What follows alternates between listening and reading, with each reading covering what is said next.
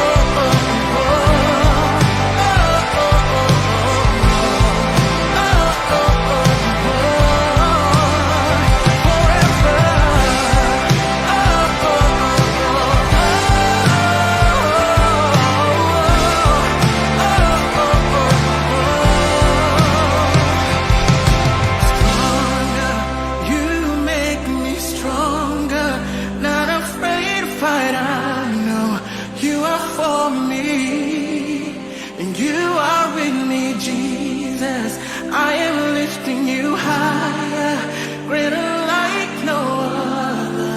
You are with me forever.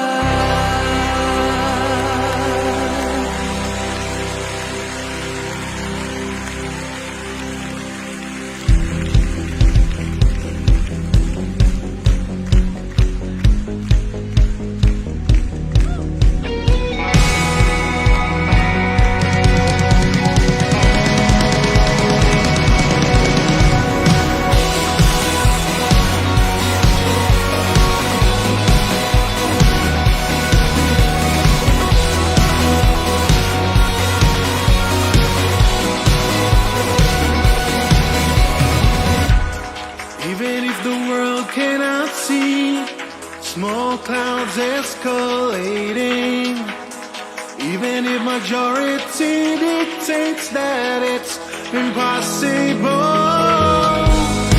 I refuse to believe on what the world would say, because you are the final way. Now send your rain as you rain. Now send your rain as you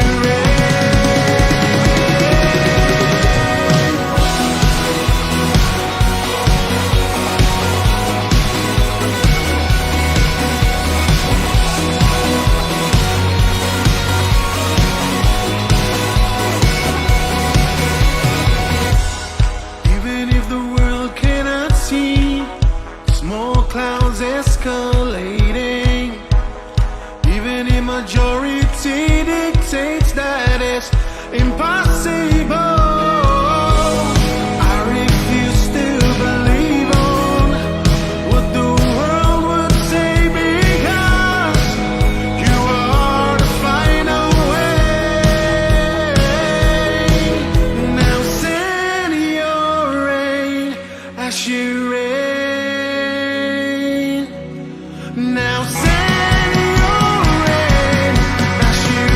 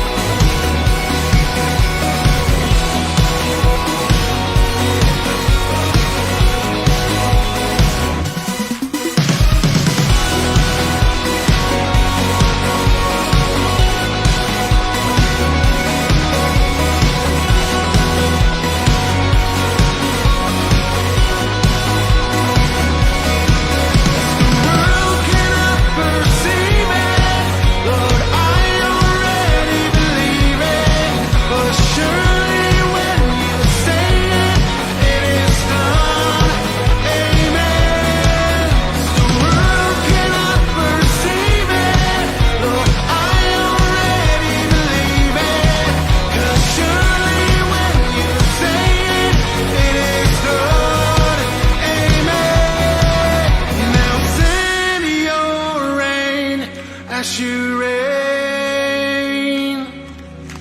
Now send your rain as you rain. Now send your rain as you rain. Now send your rain as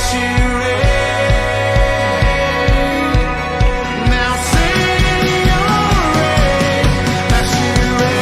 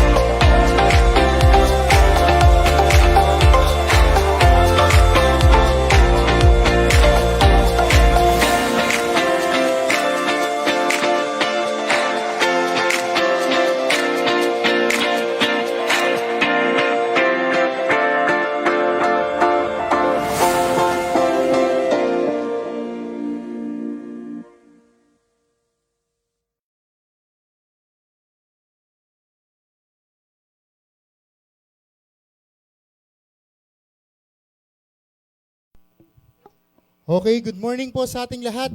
Sige po, tayo po'y tumayo at tayo po'y mag-start na sa ating morning service sa ating Panginoon. Okay.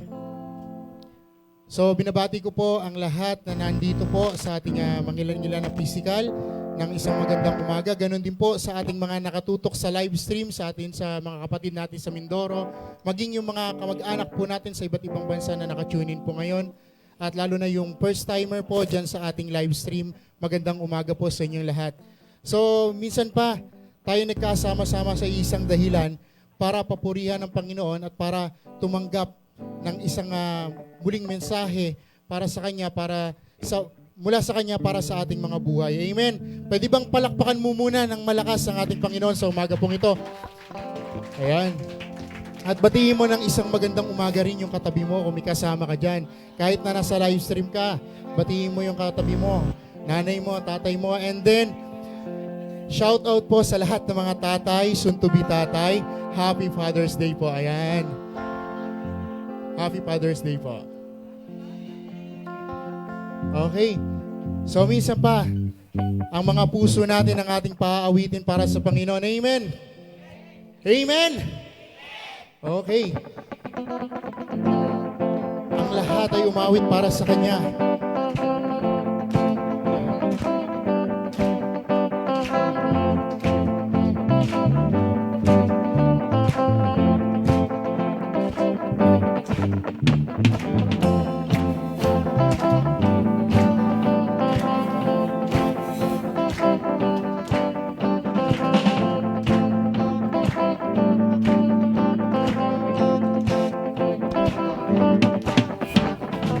You turn it all around.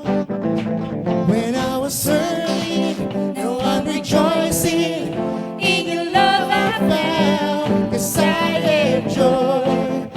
Oh, you take away my pain. You turn my morning into dancing, and I can smile again, 'cause I have joy. Whoa. Let the celebration Begin make a joyful noise. to Him. Come on, everybody. Let's give Him praise, for He is good. You have given me the joy that won't stop and will never leave. So I will praise You with a gladness, for You are good.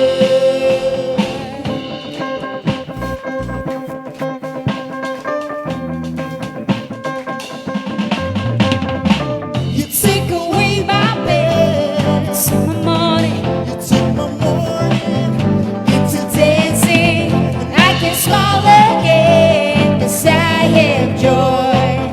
whoa. Oh, let the celebration Begin make a joyful noise to Him. Come on, everybody.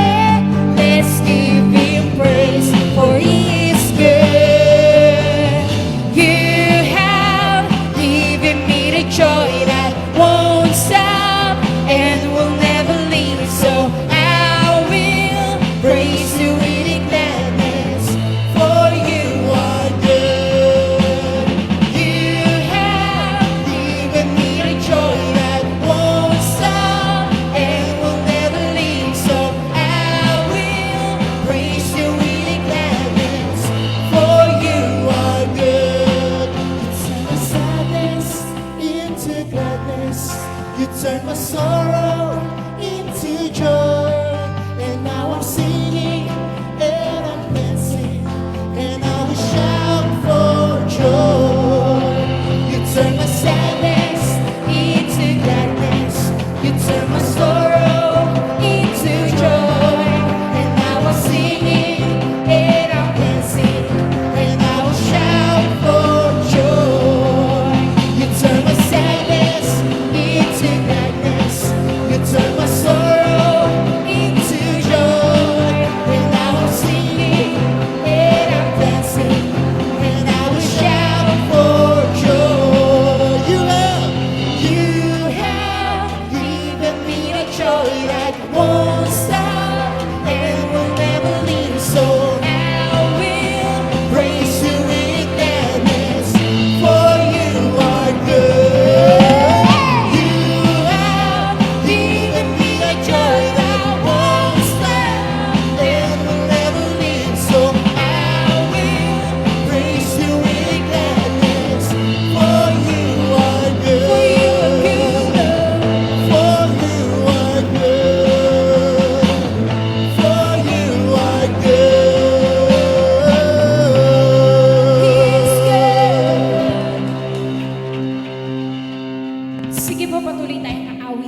ating Panginoon at sa pagkakataong ito, hayaan nating ipaayos sa Kanya ang ating mga puso dahil ito yung pinaka-importante sa lahat.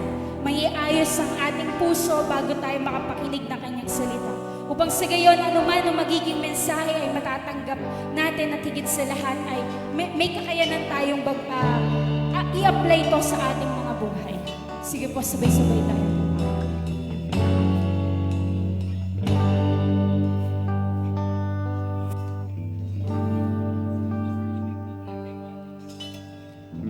All it takes is one moment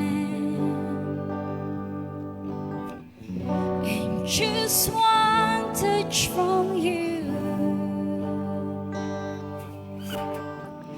Put aside all distractions, 'cause I came for you. Oh, I came for you. I need you more than ever. Nothing else satisfies. All my life I surrender, 'cause I live for you. Oh, I live for you. I came for you. Oh, I came for you. Holy Spirit, you are welcome. Come and move upon this place. We desire an encounter once again.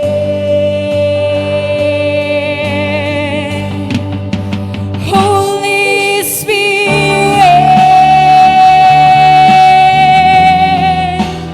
Holy Spirit.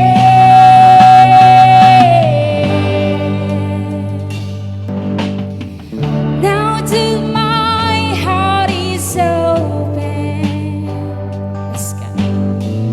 I am ready for you. Jesus, take me deeper, 'cause I came for you. Oh, I came for you. Oh, I came for you. I came for you. Holy Spirit, you are welcome. Come and move upon this place. We desire an encounter once again.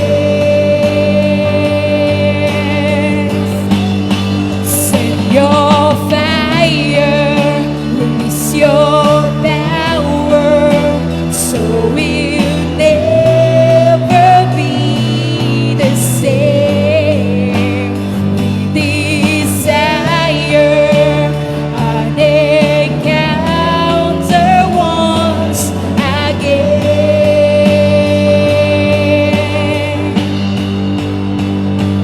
Make way, we make room. Lord, let your spirit move. Have your way in this place. Lord, we've come for you. Minsan pa, we make way, oh, we make room. Lord, let your spirit move.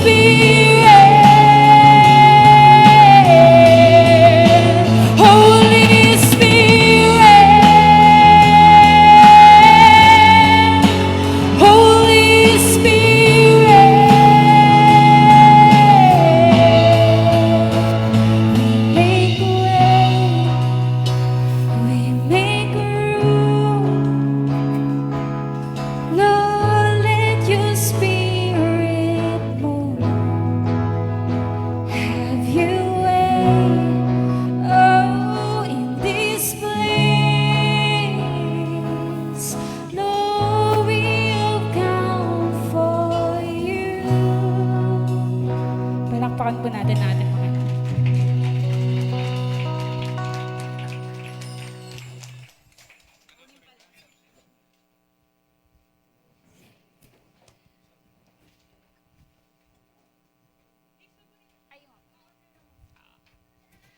Ayan, dadako na po tayo sa ating tithes and offering. Ayan, patuloy po namin kayong ina-encourage na mag-tithes and offering. Alam naman po na yung mga nasa physical at sa online, para po sa kaalaman ng lahat. Ano ba yung tithes? Yung tithes po is ikaw po ng ating na natanggap para sa isang buong linggo na ipagkakaloob natin para sa gawain ng ating Panginoon. So bakit tayo tinuturuan ng Lord na mag-ika po o magbigay ng kanyang ng ating ikapu sa gawain niya?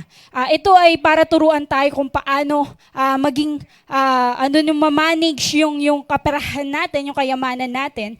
Hindi ito para sa kapakanan ng ating pastor, ng mga leaders o kung sino man ng tao dito sa church, kundi para to sa kapakanan ng gawain ng ating Panginoon. Dahil alam naman po natin na meron tayong mga bagay na binabayaran para patuloy tayong makapaglingkod o patuloy tayong magamit yung lugar na ito para ibahagi ang salita ng Lord. Pero kung ikaw ay baguhan lamang at hindi mo lubos na naiintindihan kung ano ang pagbibigay, ine-encourage po namin kayo na mag-obserba po. O kaya po magtanong po kayo sa inyong mga leader kung ano nga ba talaga yung pag-iika po. O para saan ba yung pag-iika po or yung offering. Ano po? Ito pong pagbibigay ay hindi po sa pilitan. Ano po?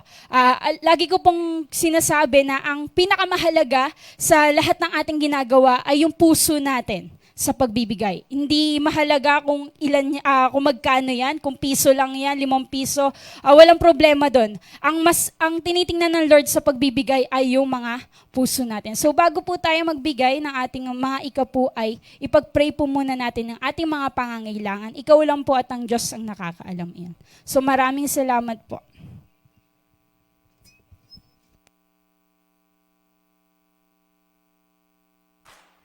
Are you ready to praise the Lord? Yahweh.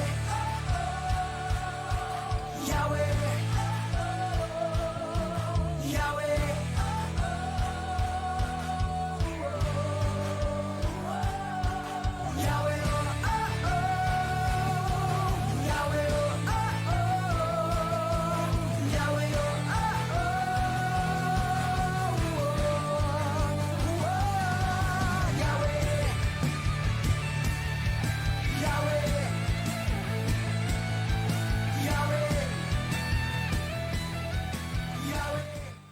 O sige, good morning po sa inyo at sa lahat po ng mga nanonood na mga Padre de Pamilya, Happy Father's Day. Yan. Gawin nating very extraordinary itong araw na to sapagkat alam naman natin ang mga ama ng tahanan, hindi lang po sila ama ng tahanan, sila po ang pundasyon talaga ng isang sambahayan at kapag maganda ang pamumuno ng isang ama, ginagarantiya ko mapalad yung mga anak na sumusunod sa kanya. Kagaya po na nakalagay po sa Proverbs chapter 20 verse 7. Itong ating message ngayon ay pwedeng i-adapt talaga kahit sino. Hindi lang po mga tatay, hindi lang po nanay, hindi lang po mga anak, o sino ka man, kabataan ka, o mga young people, yung tinatawag ng mga young adults o adults. Ito yung pinakamahalaga na ito yung maunawaan mo. Kasi pag ito naintindihan mo, yung pag-excel mo sa buhay tuloy-tuloy. Bakit hindi po ako umaalis do sa tinatawag na pagiging excellent? Kasi ang excellency, yan po yung dapat na dinidesire ng maraming tao. Mag-excel ka hindi para apakan yung kapwa mo, mag-excel ka alang-alang sa Panginoon para parangalan mo siya. Alam mo, pag umaangat yung estado ng buhay mo at nandoon yung ayon sa kalooban ng Diyos, napapasaya natin siyempre ang Panginoon dyan.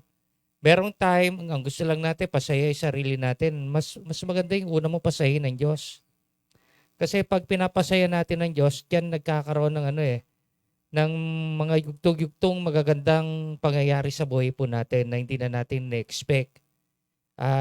Muna natin, i-set aside natin yung material and financial things kasi hindi naman yan ang tunay na dyan umiikot ang buhay natin.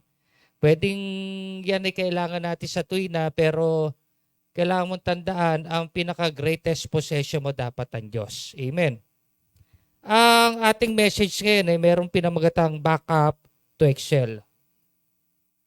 Noong una, ang ano nito, pamagat nito, backup for success. Sabi sa akin ng Panginoon, baguhin mo yung ano, yung title, gawin mo backup to excel. Kasi kailangan palaging makita natin, we need to excel. Nung isang araw, matindi yung revelation sa akin ng Panginoon do sa Book of John chapter 9 verse 4 and 5. Paki-flash nga yun. Pakihanap niyo po at paki-flash yung sandali. Chapter 9 verse 4 and 5 bago po tayo magtuloy-tuloy sa message. Ito rin po yung senior ko sa mga tinuturuan ko pong pulis kaninang umaga. Alas 7 ng umaga, nandun ako sa old detachment at nagkita-kita po kami yung mga tinuturuan ko ron. Ito rin po yung i-share ko sa kanila. Para makita ng bawat isa ang salita ng Diyos ay hindi lang po sa mga pangkaraniwang tao. Kahit sa mga edukadong tao, kahit sino ka pa man, kailangan mo ang salita ng Diyos.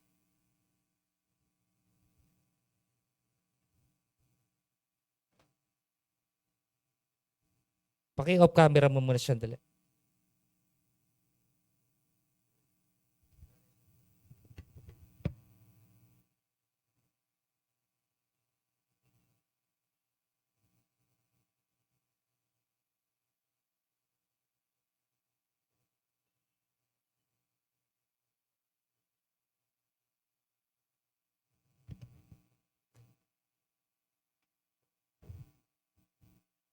Sige, paki-flash para makita po nila. Ang sabi dito, kailangan gawin natin ang mga ipinapagawa na nagsugo sa akin habang umaga pa. Malapit na ang gabi at wala nang makakagawa pagsapit niyon. Habang ako'y nasa sanlibutan, ako ang ilaw ng sanlibutan. May sabi nito Panginoong Hesus. Palagi natin tatandaan ng Panginoong Hesus, ano na po siya na umakyat na sa langit, tumupo na po sa kanan ng Ama, at ang mga dapat magpatuloy ng gawain kanyang pinasimulan ay walang iba kundi yung mga nag-exist sa present. At tayo po yung present. Bagamat tayo maliit na grupo lamang, pero isa tayo doon sa present. Kaya ito ay aking babasahin ayon para sa atin po ito. Ang sabi rito, kailangan gawin natin ang mga pinapagawa na nagsugo sa atin habang umaga pa. Malapit na ang gabi at wala nang makakagawa pagsapit nyon. Habang tayo ay nasa sanlibutan, tayo ang ilaw ng sanlibutan. Para kahit paano magkaroon ka na ngayon ng picture kung sa tatakbo yung message. Bagamat ang message natin is backup for excellency o to excel, sikapin po nating makita ang ating sarili na ikaw yung ilaw ng sanlibutan.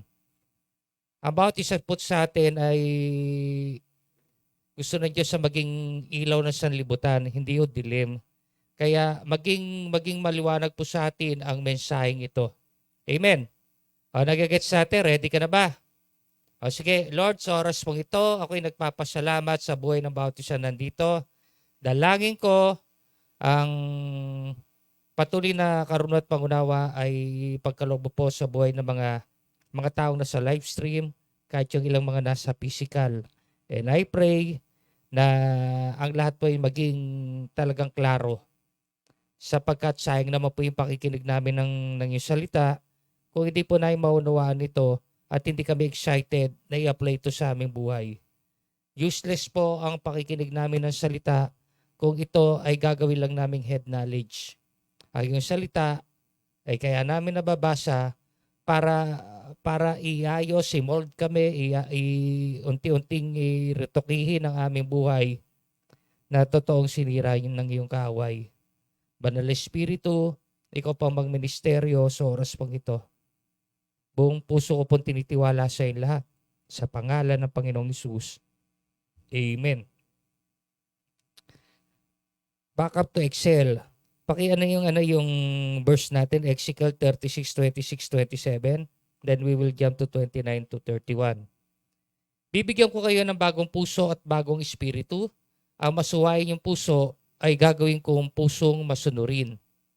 Bibigyan ko kayo ng aking espiritu upang makalakad kayo ayon sa aking mga tuntunin at masunod niyong mabuti ang aking mga utos.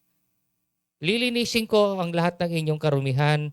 Bibigyan ko kayo na masaganang ani at hindi kayo daranas ng gutom. Pamumungayin kong mabuti ang inyong mga punong kahoy at pasasaganahin ang ani ng inyong bukirin upang hindi kayo hamakin ng kapwa nyo bansa dahil sa taggutom na inyong dinanas. Then 31, maaalala rin ninyo ang inyong kasamaan at dating kasuklam-suklam na gawa. Dahil dito, masusuklam kayo sa inyong mga sarili. Itong mga verse ito na isulat po ni Propeta Ezekiel bago pa dumating ang Panginoong Hesus. Palagi natin titingnan ang pagdating ng Panginoong Hesus ay isa sa magiging fulfillment ng mga verse na to. Yung pagbibigay ng bagong puso, ng bagong espiritu, hindi kusang dumarating to sa buhay ng tao unless na ang taong ito ay makipagtipan sa anak ng Diyos. So, Happy Father's Day ulit po. Magkano lang ako ng mga ilang questions sabi rito. May pagkakataon na isip tayo kung paano mag-excel o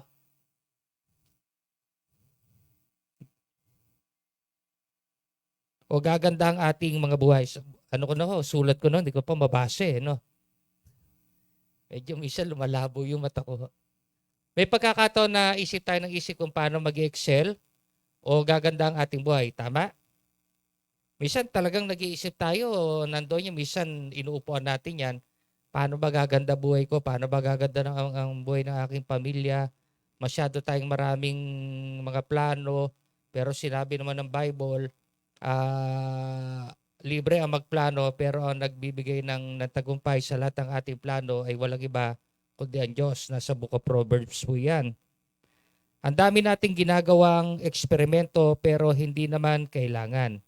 Kailangan ba talagang eksperimentoin natin ang buhay natin para malaman natin kung alin ang magbibigay sa atin ng angat na buhay o yung makita sa buhay natin yung tinatawag na kahusayan o yung katagumpayan? Minsan nakikita natin yung mga inaalok ng mundo pero hindi natin nakikita yung inaalok ng Diyos. Naniniwala ka ba na hindi ka naman nilikha ng Diyos para maging experiment? Nung ikay sumulpot dito sa mundo, hindi kayo experiment ni Lord. Meron kang destiny na dapat mong tahakin at meron time ang natatak natin destiny, yung destiny na pilit ay nilalagay ng kaaway sa atin. Kasi nga, nandoon itong kaaway ng Diyos na ito at kaaway din natin, ay sinisikap niya na yung mga plano niya ang matupad sa buhay natin, distraction. Palagi magkaalis to sa John 10:10, dapat palagi mo alam yan. Na parito lamang ang magnanakaw upang magnakaw, pumatay, magwasak. Pag ikay nakinig kay Satanas, papunta na sa distraction buhay mo. Walang magandang mangyayari sa buhay mo. More on distraction.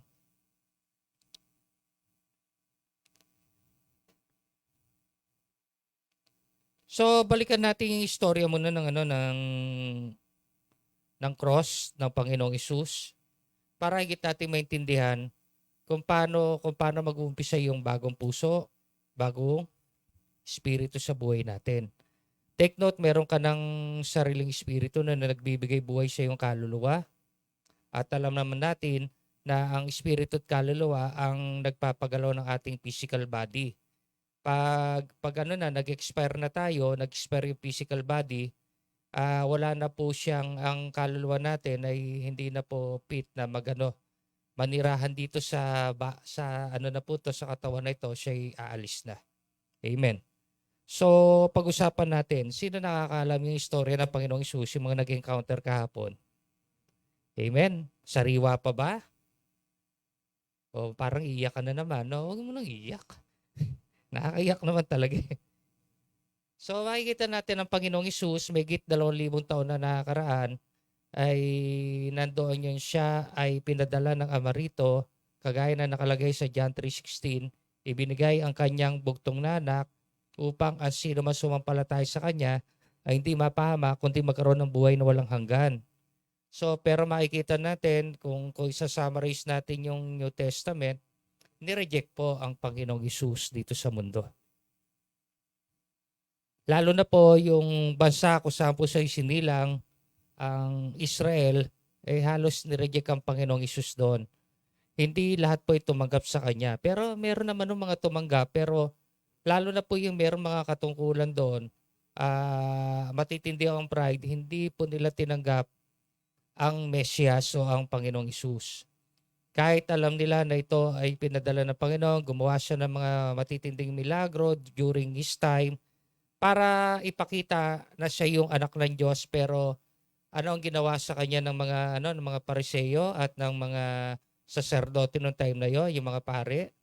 Pinaratangan siya ay sinasaniban ng mga demonyo. Kaya siya nakakagawa ng mga himala. Nagagets siyo ko?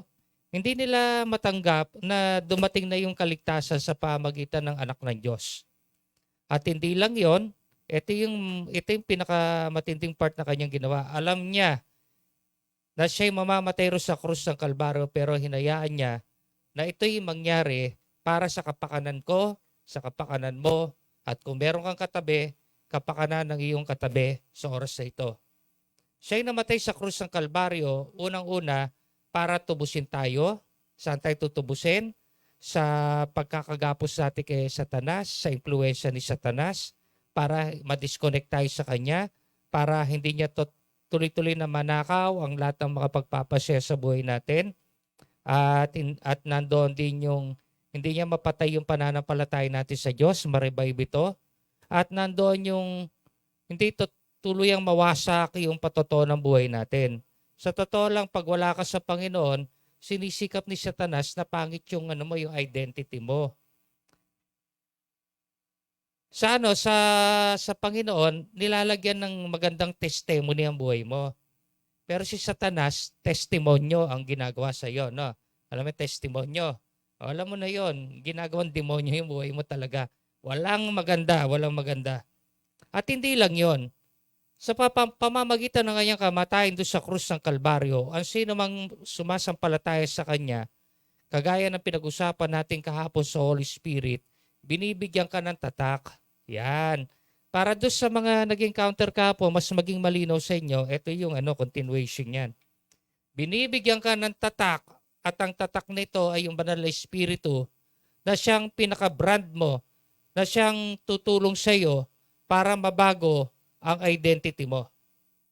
Kaya nga ang pinag-uusapan natin, backup. Ang Holy Spirit ay backup sa buhay natin para tulungan tayo na mapulpil ang plano ng Diyos sa buhay natin. Blueprint. Amen. Mapulpil yung plano ng Diyos sa buhay natin. At hindi lang tayo bibigyan ng Espiritu ng Diyos, babaguhin niya ang ating puso. Sapagkat tayo mga tao ay walang kakayahang baguhin ang ating puso. Ang totoo nga yan, na halos lahat ng tao alipin ng kanyang maling emosyon. Amen? Kaya nga merong nagre-rebelde, merong nabubuhay na galit sa mundo, galit sa sarili niya, galit sa kapwa-tao niya. Kaya nga, binigyan din natin ng din sa encounter, kailangan tayo matuto magpatawad. O yung mga nandito, dala nyo ba yung sinlist nyo? Baka yung sinlist nyo, iniwanan nyo, ha? Tingin natin sa sarili natin, tayo mga matuwid na tao. Palagi natin tatandaan, hindi lang tayo ngayon magpapakababa sa Diyos. Alam natin everyday we need to say sorry kasi alam natin na marami pa rin tayong nagagawang mali sa buhay natin. Sino agree doon? May mali ka pa rin nagagawa. O, di paghingi ng tawad. Ano yan? Tuloy-tuloy yan. Huwag kayong maniniwala, may isang ka lang hingi ng tawad. Pambira, minsan ka lang hingi ng tawad, pero yung mga nagsasabi, ang barat-barat, pag nandun sa palengke, hingi ng tawad. 20 kilo na lang isda, tatawaran pa ng 10. Amen? Pero hindi na raw kailangan humingi ng tawad. Di, wag ka na rin tatawad sa palengke. No? Kasi hindi mo na kailangan humingi ng tawad eh. Ang pinag-uusapan natin dito, kapatawaran doon sa mga maling ginagawa natin. So, alam natin na ang Panginoong Isus, ang fulfillment, kung gusto mo talagang mapunta ro sa tamang daan, sa tamang landasin ng buhay, we need Jesus Christ. Siya ang kakompletuhan kung paano tayo makakapamuhay na kasama ang Diyos. Hindi naman natin pwede sabihin kasama natin ang Diyos kung wala ang Holy Spirit sa buhay natin. Ang Holy Spirit ang tutulong sa atin para maayos din yung heart natin. Ano sabi ran? Walang nagsasalin ng bagong alak sa lumang lalagyan sapagkat ito'y puputok.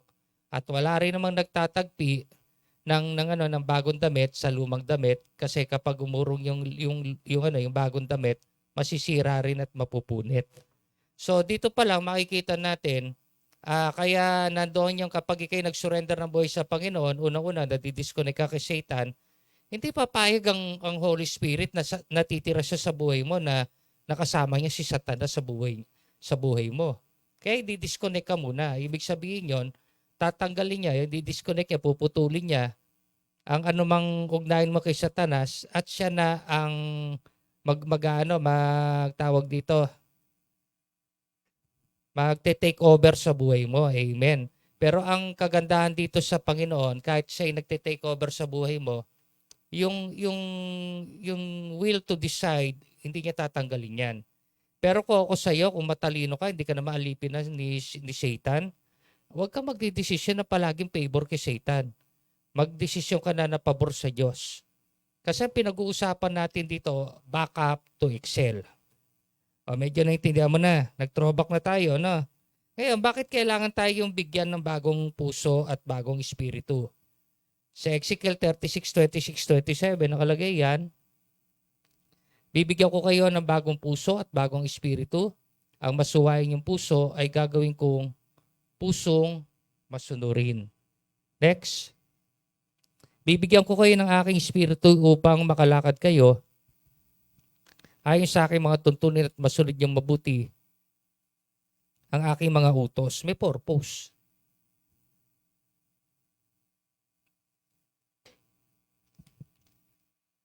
May purpose po kung bakit gusto kang bigyan ng bagong puso, bagong espiritu. Kasi yung lumang modelo ng puso mo, masuwahin sa Diyos yan eh. Ngayon, kung hindi papalitan ni Lord, para kang sasakyan na kailangan ng palitan ng makina, papalitan para tumakbo ka ng ayos. Amen. Para mag-pump ng ayos ang heart mo. Para yung mga impurities mo wala. Bago nga eh. Ang ipapalitan na puso sa iyo, yung talagang isang pusong handang magmahal sa Diyos. Pero take note, ang pagpapalalim ng pagmamahal sa Diyos, ito isang matinding desisyon na dapat na ginagawa ng tao. Huwag mo ipagkikibit balikat na nandoon yung tsaka ko na mamahalin ng Diyos. Para mo na rin sinabi na okay lang na dayain o ng demonyo habang buhay.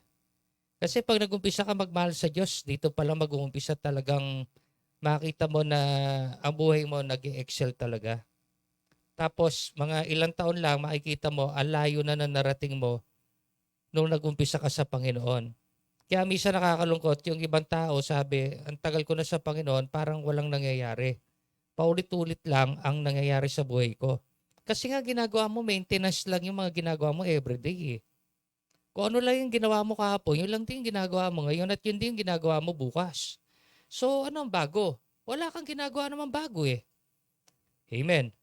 Parang ganito, sasabihin mo busy ka. Ang dami mong ginagawa, hindi ka magkaroon ng pagkakataon na bigyan ng part ang Diyos sa oras na binibigay siya everyday. Take note, kapag nagising ka sa umaga, binigyan ka ng pagkakataon ng Panginoon na mabuhay ka 24 hours ulit. O sige, Di ba, Pastor, matutulog ako? Di sabihin natin 12 hours. Alam naman natin na kapag tayo humiga, humimlay, natulog tayo, napupunta tayo sa subconscious, ibig sabihin walang malay.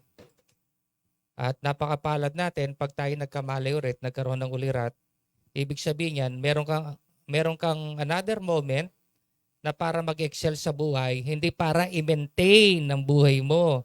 Parang habag mo na, wag mo nang i-maintain. Kung alam mo namang mali yung mga ginagawa mo, tigil mo na. Ganon lang yon.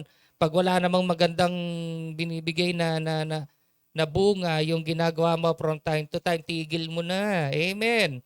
Pag hindi mo tinigil yan, ikaw rin magsasuffer dyan.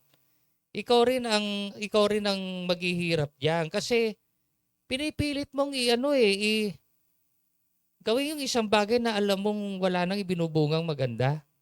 Pero yun at paulit-ulit din ang ginagawa natin. Sa totoo lang, pag ganyan yung situation natin, tapos sinasabi natin na tayo may relationship na sa Panginoon, ginagaransya ko sa'yo, wala ka pa rin relasyon. Ikaw ay nadadaya pa rin ng kaaway. Wala tayong pinakaiba niya sa adik. Paulit-ulit lang ginagawa araw-araw. Ang gusto lang makatira tapos meron ka pang follow-up sa maghapon. Amen. Parang gano'n na lang ang mangyayari sa atin. Pero maganda nito, pag ikaw ay nasa Panginoon, nagiging maayos lahat. Ang tindi ng goal mo everyday. Hindi naman hinahangad ng Diyos na mag-excel ka ng malaking percentage. Yung 1% everyday na nag-excel ka, ba masaya si Lord niyan? Kasi meron nangyayaring bago sa iyo. Kaya yun nasa aklat ng Lamentation, yung Panagoy chapter 3. I think chapter 3 verse 23. Yung 23-24, ang pag-ibig ng Diyos ay hindi nagbabago. At ito ay totoong nakakatulong sa atin. At ito ay bago araw-araw. Sa totoo lang po, ang pag-excel, kailangan mo ng bagong puso at bagong espiritu upang makasunod ka. Pag sinayang sumunod, nakapokus ka kung ano yung instruction sa ng Diyos.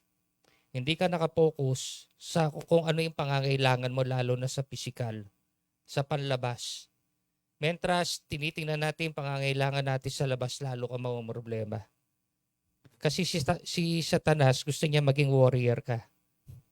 Hindi siya papayag na maging warrior of God ka. Na nandoon yung lumabang ka na sa kanya, kundi patuloy na magpaalipin ka sa kanya, maging warrior ka. Yan ang gusto ni Satanas, mapuno ka ng takot, ng alalahanin. Ngayon, pag napuno ka ng takot at alalahanin, nakapokus ka sa sarili mo. Hindi mo nakikita na mayroong magandang plano ang Diyos sa buhay mo. Tinatawag ka ng Diyos para gumanda buhay mo. Hindi ka tinatawag ng Diyos para pumangit ang buhay. Palaging tingnan mo kung bakit ka ba nagsuko ng buhay sa Panginoon. Ano ba talagang malalim na dahilan bakit ka nagsuko ng buhay sa Panginoon? Babalikan mo yon. Kasi pag hindi mo binalikan yon, maliligaw ka rin eh. Merong time na nagkakaroon ako alam niyo ba yung tinatawag na na gumegewang din ako. Wala akong superman na ng palataya, wala rin super pastor ha. Kaya nga, di ba, kinukwento ko sa inyo nung nagkaroon ako ng COVID nagtatanong ako sa Panginoon. Sabi ko, Lord, bakit mo ako binigyan ng COVID? Bakit ako nagkaroon nito? Para kahit paano, makapagpahinga ka at malaman ng mga tinuturuan mo na hindi ka immortal. Wow, sabi ko, nga. Kasi meron time, lalo na po yung mga nakikinig ng word, yung mga nandito sa church, walang problema kung dumidepende ka sa pastor mo, pero wag na mahabang panahon. Naniniwala ba kayo, lalo na yung mga kabataan na nakakonect sa Handers of Truth, yung pastor niya unang machuchugi? Amen. Niniwala ka, ate? Sino ba unang mamatay sa atin dalawa? Paikang ikaw? Paikang ikaw unang mauna? Oo, talaga. Ikaw, Neil, paikang unang mamatay? Wala naman papahag na mauna, no? Pero ibig sabihin yon, ang may hawak naman talaga ng buhay natin ay walang iba, kundi ang Panginoon. Amen. Kaya mas maganda pag mag-greet ka ng birthday, mabuhay ka hanggang kalooban ng Diyos. Yan. Wag yung mabuhay ka hanggang gusto mo. Pambihira, ano yung immortal. Siyempre, masaya ka naman, binati ka, mabuhay ka hanggang gusto mo. Hari nawa. Pero ang totoo niyan, hawak ng Diyos yung buhay natin. Anytime, pwedeng kunin niya. Pero alam niyo, nagtanong din ako sa Panginoon, Lord, kunin mo na ba ako? Hindi pa. Dami kang pang gagawin eh. Maganda rin yung makarealize ang bawat leaders na nakakonect sa akin. Samantalahin nyo na i-improve yung yung mag-excel kayo sa leadership na meron kayo. At doon naman po sa mga bago, mag-excel ka para maging isang bagong leader ka. Ang kailangan kasi ng Panginoon ngayon ay yung mga leaders, hindi attender. Mga leaders na magkakaroon ng matinding malasakit sa buhay ng ibang tao. Kaya nga gusto ng Diyos sa baguhin yung heart mo eh. Isang pusong handang sumunod sa Diyos. Handang mahalin yung mahal ng Diyos. Ang unang mahal ng Diyos, ikaw. Siyempre, pati yung kapwa mo. Mahirap na may express natin pagmamahal natin sa sarili natin at pati sa kapwa natin kung di natin mahal ang Diyos. Yan yung definition dapat palagi ng I love you mo. Yung nagkakaroon ka ng malasakit sa ibang tao at maging sa iyong sarili. Ang taong merong malasakit sa kanyang sarili, ang kanyang pagkatao ay talagang nandoon yung hinuhubog na salita ng Diyos. Hindi na hinuhubog na kung ano meron na sanlibutan. Hindi ko naman sinabing mawala ka na sa sanlibutan para magawa mo to. Maging ang Panginoong Hesus nag-pray. Hindi sabi ng Panginoon, hindi ko po hinihiling na alisin mo sila sa sanlibutan na ito. Ang hinihiling ko po ay iligtas mo po sila habang nandito sa sanlibutan. Hindi pwedeng mangyari na ililigtas ka ng Diyos habang nandito ka sa sanlibutan kung ikaw na may masuwayin. Ibig sabihin yun, meron kayong mutual understanding ni Lord. Kasi sabi rin naman sa Amos 3:3 yan, hindi pwedeng magsamang dalawang hindi nagkakasundo.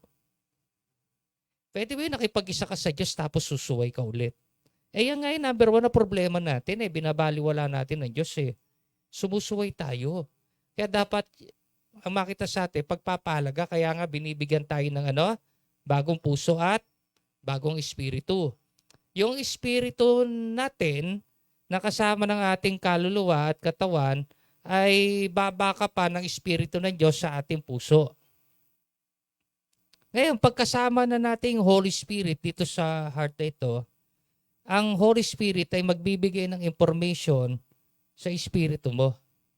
Magbibigay siya ng mga details na makakatulong sa iyo na kapag ginawa mo, ito ang unti-unti nga ayos ang situation ng buhay mo.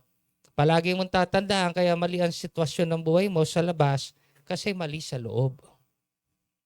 Kasi kung tama yung nangyayari sa loob, imposibleng hindi maging tama yung nangyayari sa labas.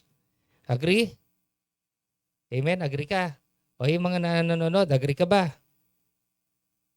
Naintindihan mo na ngayon?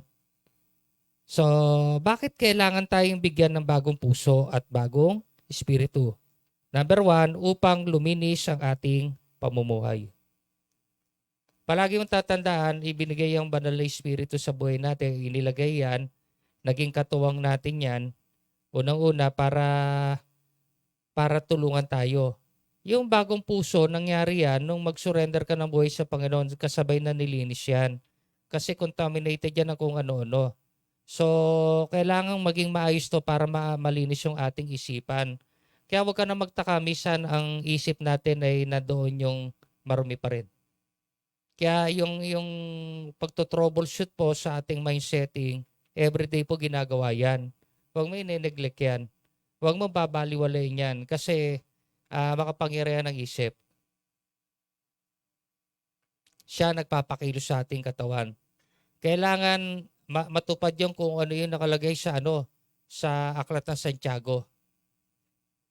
Sabi ron, hindi kinalulugdan ng Diyos ang taong pabago-bago ang isip. Sa English, double-minded person.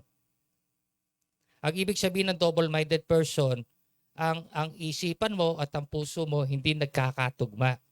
Amen. Kailangan, kung meron kang bagong puso, meron ka rin bagong isipan. Kaya nga patuloy na ini-encourage namin kayo magbasa ng salita ng Diyos para yung bagong puso mo, maimba ka ng salita ng Diyos.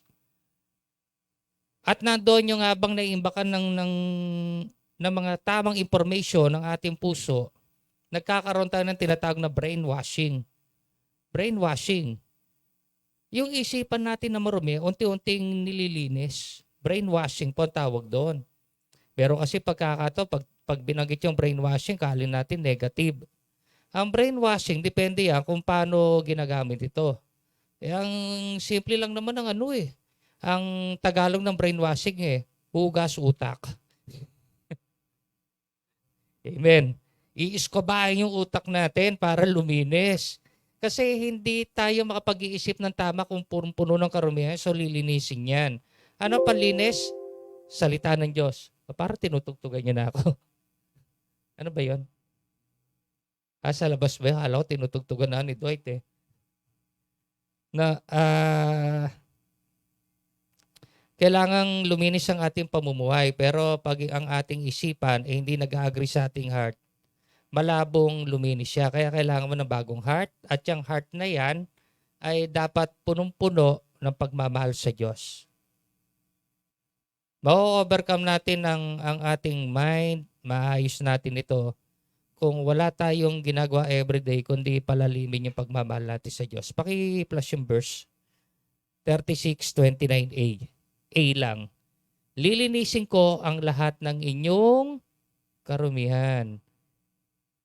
Tatanungin kita, bakit marumi nakikita sa labas? Kasi marumi yung sa loob. Pag marumi puso, wala. Marumi isipan. Pag marumi isipan, igagalaw na yung katawan. So, nakikita sa iyo, marumi. Pero kung bago puso mo at nandoon yung tinuturuan natin ng ating isipan na mag-agree doon sa bagong puso na inilagay sa atin ng Diyos, ginagarantya ko sa iyo, ang kilos mo maganda. Hindi pangit yan.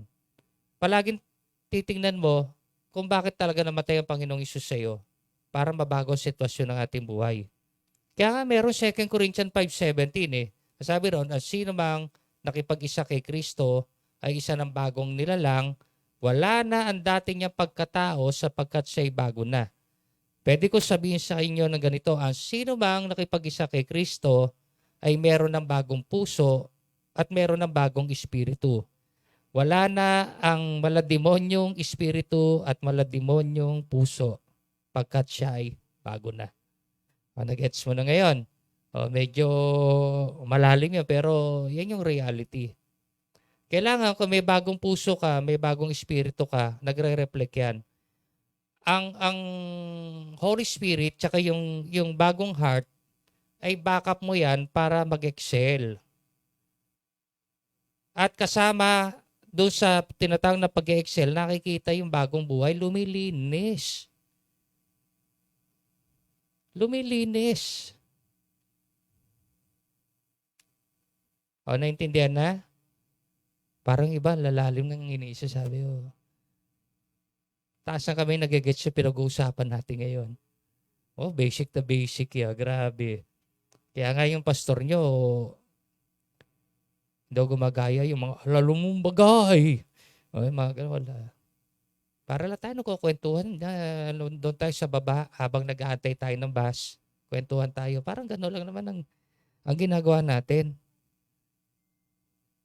Sino rito gusto talagang luminis yung pamumuhay? Taas sa kamay. Magtiwala ka sa Holy Spirit doon sa backup mo. At siguraduhin mo, kasi ang Holy Spirit yan, magbibigay siya ng proper information, companion mo yan, makikipag-communicate sa iyo yan. Tapos, He will lead you to change and He will call you. Tatawagin ka para sa paglilingkod. Bakit kasi naman niya? Bakit nakikipag-communicate sa iyo yan? Para yung bagong heart na binigay sa iyo ng Panginoon ay manatili. Kasi malabong maayos ang ating isipan kung contaminated yung ating puso.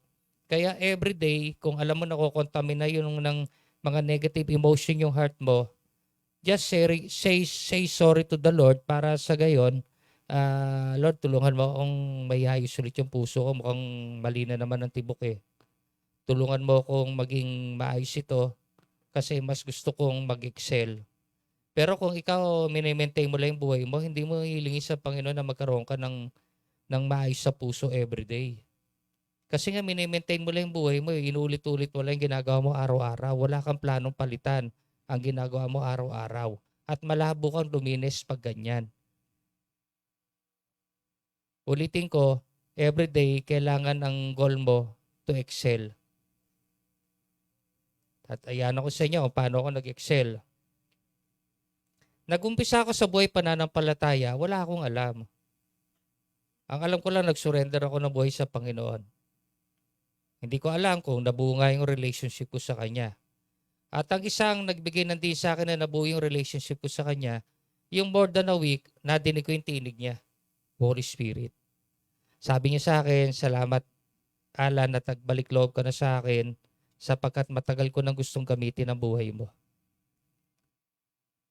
Doon pa lang na-realize ko nagsasalita sa akin yung Holy Spirit. Kasi kung si Satanas siya, walang ituturo sa akin tama yun. Walang ituturo tama si Satanas, hindi ganon magsalita si Satanas eh. Ngayon, dahil alam ko na ang Panginoon na nagsasalita in behalf of the Holy Spirit, sabi ko, Panginoon, paano magagamitin ang buhay ko ang dumi-dumi? Nadinig ulit yung tinig niya, huwag kang mag-alala, ihahanda kita. So, nag-umpisa ako, yung parang kagaya yun, nakikinig lang, ganyan. Nakikinig. Unang-una, nagiging sympathizer ka, agree ka rin sa sinasabi ng pastor. Pero in the long run, hindi ka papayag na sympathizer ka lang. Yung taga-amen, hallelujah ka lang dyan. That's right, that's right. Nandoon yung unti-unti na nakikita mo na napaka-importante napapakinggan mo. Hindi ka ngayon makakali. Ang gagawin mo ngayon, i-apply mo sa buhay mo. Pag ina-apply mo na sa buhay mo at nagkakaroon ito ng kaayusan ng iyong buhay, hindi ka naman makakali na hindi mo na maikwento sa iba ito. Gano'n naman kasimple lang itong ginagawa natin eh. Kung nakita mong nakatulong sa iyo yung salita ng Diyos, yung pagsama ng Holy Spirit sa buhay mo, ba't hindi mo ikwento sa iba para sila naman ay ma-experience din yung nangyayari sa iyo? Gano'n lang ako kasimple yan. Kapag na-experience mo na lumilinis yung buhay mo at nakikita mo may mga taong pagoda sa buhay at naghahanap lang ng tamang pagkakataon kung paano siya makakaalis doon sa pangit na system ng kanyang buhay, samantalay mo yun. Kaya mo nakikita yon, ikaw gagamitin ni Lord doon. Amen? Agree? Ikaw gagamitin ng Panginoon doon pag nakikita mo yung mga bagay na ito. Nagigets po natin? Dapat ganyan po tayo mag-isip. Then number 2, upang bumuti at uminam ang ating buhay. Sabi sa 29b hanggang 30, bibigyan ko kayo ng masaganang ani at hindi na kayo daranas ng gutom. Pamumungahin kong mabuti ang inyong mga punong kahoy at pasasaganain ang ani ng inyong bukirin upang hindi kayo hamakin ng kapwa nyo bansa dahil sa tagutom na inyong dinanas. Medyo ibayin natin tokis ito kasi nakikipag-usap sa bansang Israel eh. Gawin natin much more personal para sa inyo para maintindihan nyo. Bibigyan ko kayo ng masaganang buhay at hindi na kayo daranas ng kahirapan. Nandoon yung paunlarin kong mabuti ang inyong mga hanap buhay o naman ang inyong pinagkakakitaan, pasasaganahin ko kayo upang wag na kayong hamakin ng iyong kapwa-tao o ng inyong mga kapitbahay na dating maliit ang tingin sa iyo, lalaki ang tingin sa iyo. Nagagets yung kung dati ikaw ay dumaranas ng kahirapan, nandoon yung misa sumasala ka sa pagkain sa isang araw. Imposibleng hindi maayos yan pag na-experience mo na lumilinis yung buhay mo.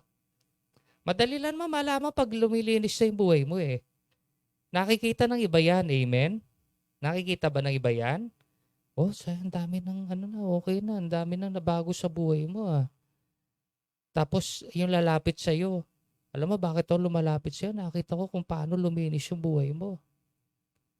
Baka pwede mo tulungan. Paano ba nangyari sa'yo? Kwento mo naman sa akin. Di ba napakaganda yun? Yung, yung dati lumalapit sa'yo, yung tao, ano, may stop ka na ba dyan? Kukuha sana ako, lagang 500 eh. Dati pag may lalapit sa'yo, pwede bang pumwesto na rin ba yun sa bahay mo? Nakakatakot kasi baka pag lumabas ako rito sa bahay, mahuli pa ako, susunugin ko na rito yung kinuha ko. Hindi nang ganoon ngayon. Pag lumapit sa'yo, alam mo pare, alam mo paring Taboy, kaya ako nagpunta sa'yo, nakakita ko umayos na yung buhay mo eh. Napapagod na rin ako sa buhay ko. Bigyan mo nga ako ng idea kung paano nangyari sa'yo yan. Willing na akong maayos ang buhay ko. Yun. Amen. Dati, pag tinanong niya yung pangalan ko ro sa street namin sa Doña Manuela, sabi siya yung addict tsaka pusher eh. Ngayon, pag tinanong mo, alam na nilang pastor ko, di sasabi sa'yo. Hindi ka naman tatawagin pastor na ano eh, kung wala namang nakikitang maayos sa buhay mo. Ang hirap kaya yung idikit mo yung salitang pastor sa pagkatao mo na wala namang nangyayaring maganda sa'yo. Nakakayang i-promote ako Anyay pastor. Hindi appropriate talaga eh. Kapag bumubuti yung pagkatao mo, susunod yung labas yan. Imposibleng hindi sumunod yan, maniwala kayo sa akin. Ibang magbigay ng pangangailangan ng Diyos sa labas kapag nakita niya isa kang masunuring anak at ang number 1 na ginagawa mo ay luminis ka. Kasama ko sa pag-excel, yung nakikita lumilinis ang buhay mo. At kapag lumilinis ang buhay mo, ikaw yung taong hindi ka matatahimik na kapag meron ka nakikitang kapwa mo tao na hindi na kailangan ng Diyos pero nagsasawalang kibuka. Nagagets ko? Hindi yung meron ka lang mashiran. Damay mo minsan, alam nyo, gusto nyo magkaroon ng mga matitinding leader sa buhay nyo. Ang puntahan nyo, mga taong pagod na sa buhay. Pinakamadaling share niya, maniwala kay sa akin yung nagawa niya na lahat tapos ang hindi niya nalang nagagawa ay magbalik loob sa Diyos.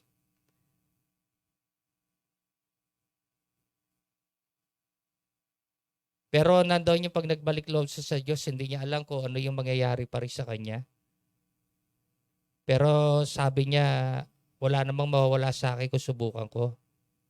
Palay ko sino yung sinasabi ko ako. Nangyari sa akin yun eh. Wala na akong sulingan eh. Sabi ko, wala namang mawawala kung magbabalik loob ako sa Diyos. Kesa naman pumasok ako sa sindikato kaya magpakamatay ako. Isa to sa hindi ko pa nagagawa. So, ginawa ko. Naging seryoso ako ron sa pagdidesisyon na yon at ito po ang naging result. Dapat ganon din po tayo. Meron kasi tayo masishare talagang mapaglaro sa buhay. Di hayaan muna siya maglaro. Siguro gusto niya muna mawasak yung buhay niya bago niya ma-realize na napaka-importante ng Diyos sa kanyang buhay. Nagagets siya pinag-uusapan natin. Gusto mo uminam, no? At bumuti ang buhay mo, pero ayaw mo naman luminis.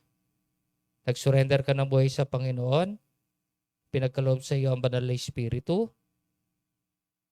nabakante ang heart mo, sapagkat nandoon yung binakantin ni Lord yan para pag ikay nag-umpisa na mag-venture sa spiritual life mo, mapuno yan ng mga talagang mga kailangan mo sa buhay mo. Maging bodega yan na ang laman ay lahat ng pangangailangan mo para umayos sa buhay mo. Kaya mayroon sinabi sa Bible, di ba? Yung pagbabalik ng masamang espiritu. Kapag ang masamang espiritu ay umalis sa ating katawan, ito ay naghahanap ng malilipatan. At kung sa kanyang pag-iikot ay wala siyang malipatan, sasabihin niya sa kanyang sarili, babalik ako doon sa aking inalisan. At ngayon, pag binalik ka bakanting-bakante, pare, walang ginagawa itong tao na to. Ano na nga, ginawang malaya na sa akin pero walang ginagawa. Parang talagang welcome pa ako rito. Ano sabi ng Bible? Siya aalis at magyayakag pa ng 7 mas masama sa kanya. At anong gagawin ng 7 na yon? Parang demons and friends. Na yung isang demonyo nga law, wasak-wasak na buhay natin sa mapa ng 7. Ito yung matindi. Paano kung ang umalis sa demonyo sa'yo 50? Times 7 mo yun, 750. Plus yung 50 na umalis sa'yo, 800 yun, sabay-sabay na papasok sa'yo. Yung nga lang, 200 na nandoon sa yung yung sabi ron sino ka? Kami pulutong, sapagkat kami marami. Isipin mo, lumipat doon sa 200 baboy. 200 pa lang, wasak-wasak na buhay mo. Yung 800 kaya ang tarasa mo na yun, no? Ano na kaya tarasa mo? Siguro gumagapang ka na rito sa sa mga dingding, no? Para kang butike. Matindi pa sa exorcist ang aabutin mo. Ngayon, kung talagang ikay nagsurrender na ng buhay sa Panginoon, pagpahalagahan mo yung backup na nasa buhay mo. Bagong puso, na ready ng imbakan ng salita ng Diyos, lahat ng impormasyon na makakatulong sa iyo para ikay luminis. At hindi lang yon. Bagong espiritu na magbibigay sa iyo ng mga right information din kung ano yung mga detail na dapat mong gawin bilang isang taong naliwanagan na. Imposibleng sabihin natin na tayo naliwanagan na pero hindi ka marunong magtiwala sa Holy Spirit. Wala kang ginagawa sa spiritual life mo. Ako bilang isang pastor na nag-level up na po ako kahit po sa akin pagbabasa. Merong time yung isang book na tatapos ko siya talaga ng isang araw lang. Ngayon po nasa New Testament po ako, kailan ako nag-umpisa. Nasa Book of Acts na po ako ngayon. Hindi, tapos na ako sa Book of Acts. Nasa Aklat ng Roma na ako and naniniwala ko tong araw na to tapos kong basahin po yung Aklat ng Roma. Hindi ko sinusolo, basta binabasa ko lang siya at ease. Kasi habang nagbabasa ko, alam ko yung Holy Spirit na nasa akin, magbibigay siya ng information. Alam niyo yung mga tinuturo ko sa inyo, galing na yan sa pagbabasa ko ng ng mas matindi. Kasi sabi ko, gusto kong mag-excel, Lord. Sabi ng Panginoon, gusto kong mag-excel. Laliman mo pa ang pagbabasa ng Biblia at pakikinig sa akin. Sabi sa 31,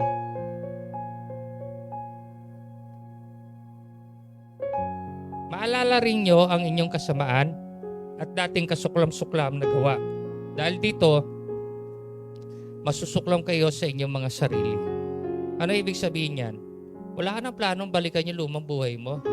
Pag naalala mo yung mga maling ginagawa, wala ka ng planong balikan ito. Ang ginagawa mo na lang, ginagawa mong testimony ng buhay mo. Para maipakita mo doon sa mga taong namimiloso po, wala naman Diyos eh. Tsaka okay na yan, may religion na ako, dito na mamatay. Sa totoo lang, kapag ganyan yung natin, mamatay tayo talaga. Hindi natin nakikita ang pinaka-the best yung relationship sa Panginoon.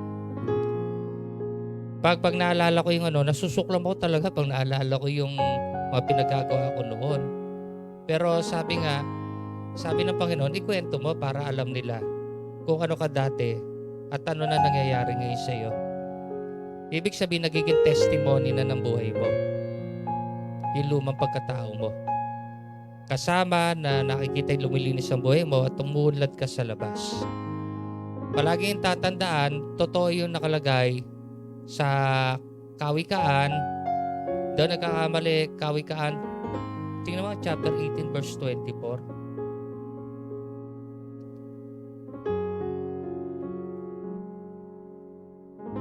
Ayun yan. Parang 37.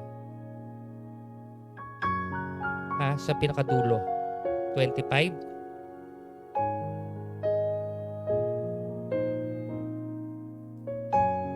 Awit 37.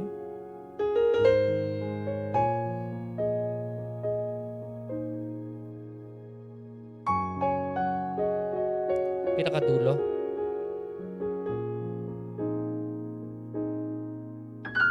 Hindi, meron dyan yung mula pagkabata hanggang ako'y tumanda. Wala akong nakita ang anak ng Diyos na naghihirap at na mukhang hampas lupa.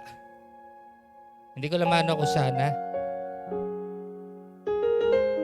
Pag ikay nagpasya maging anak ng Diyos, Babackup ka ng Holy Spirit? May backup kang bagong puso? Pag ikaw ba ay merong cellphone,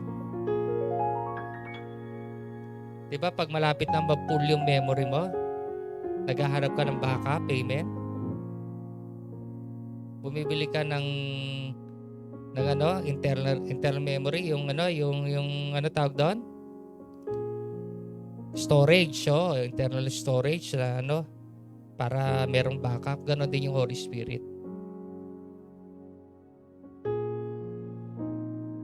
Hindi kanya, bagamat meron siyang kakayahang pangunahan ka, ang gagawin niya lang sa'yo, He will give you the right information para magamit mo yung decision mo sa tama.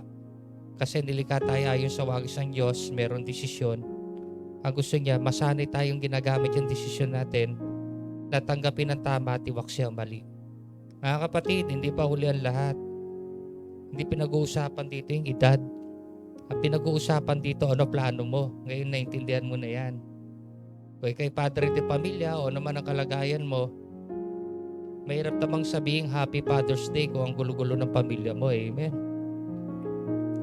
Ano yung happy yun? Happy Father's Day. Ngayon, Father's Day, ang dami na naman mga lasing na tatay niyan. Amen. Oo, talaga. Kung adik yan, talagang bayo ko, baykro, kukuha na siya buyan. Araw ng mga tatay ngayon, batak tayo. Nagigets siya ako? O sige, kung naintindihan mo yung message, bakit hindi ka mag-pray ngayon? Kung alam mo, dama mo ng Holy Spirit ay nasa buhay mo, at ikaw ay biniyayaan ng Diyos ng bagong puso, at hindi mo siya nabibigyan ng importansya, ba't hindi ka mag-pray? Sa pagkakataong ito, bigyan mo ng importansya. Amen.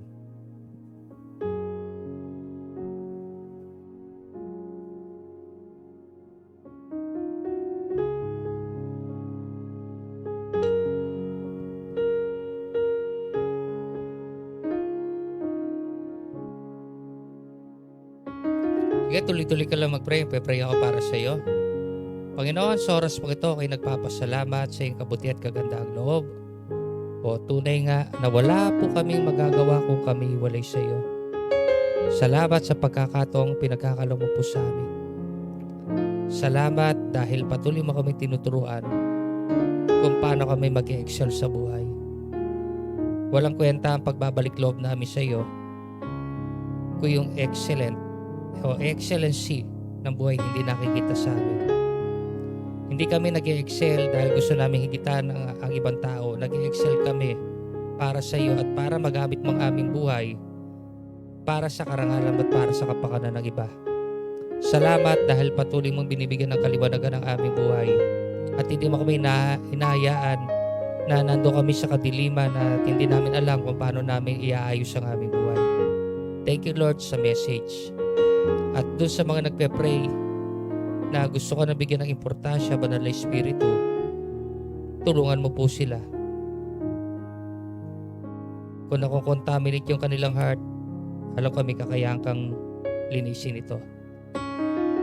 Thank you sa message, Panginoon. Patuloy na i-bless mo ang kanilang family. Ito lang po ang aking panalangin na mayroong pananalig sa iyo. Sa pangalan ng Panginoong Hesus, ang lahat po ay magsabi ng Amen. Magandang araw po. Praise the Lord! Yahweh! Yahweh! Yahweh!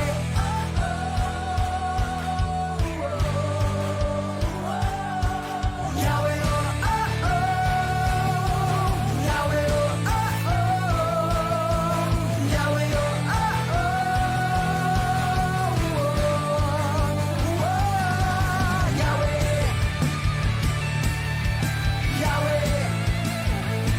Okay, ayan po. Sa mga magbibigay po, sa mga magkakaloob ay andito po yung ating box sa gilid. Ano po? Ayan. Okay. So ayan po, magtuloy po tayo. Announcement po tayo.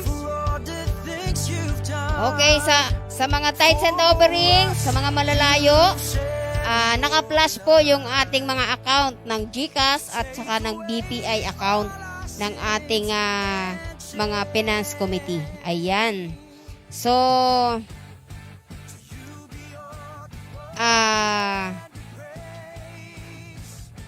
okay, announcement po tayo sa mga, okay, Kuya Dwight, asan yung ating ano? Ayan. So, tuloy-tuloy pa rin po ang ating mga live. Yung atin pong prayer gathering every Wednesday at 7 p.m. Ayan. And then, yan po ay mapapanood din natin sa ating Facebook, official Facebook page. Ayan. So, pwede po natin yung mapanood doon sa ating page. And then, ang live class po natin ng week 6, 7 na. Okay.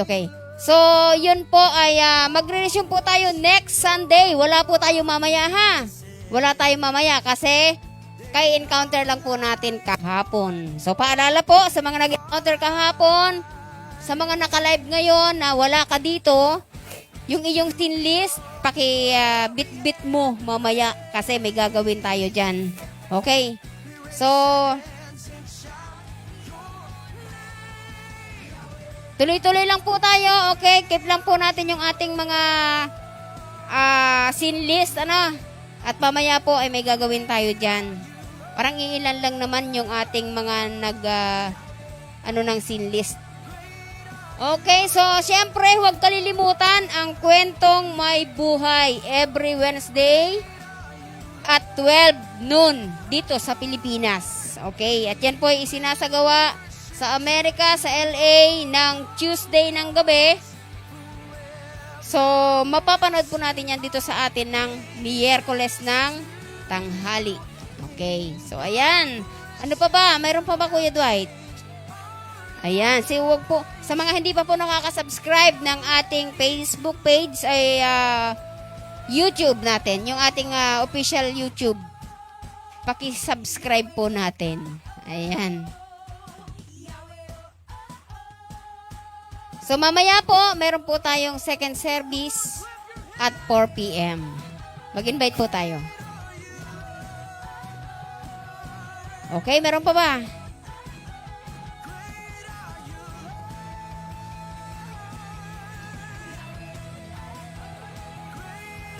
Okay, so sa mga gustong magbigay ng Seed for the Word, ang Seed for the Word po ay para po sa nag-message. Ayan, yung seed mo sa kanya. Ano po, at ang Diyos ang bahalang balik nito sa iyo. Kung ikaw ay maganda ang layunin ng iyong pagbibigay, ang Diyos ang nakakabatid nito at nakakaalam.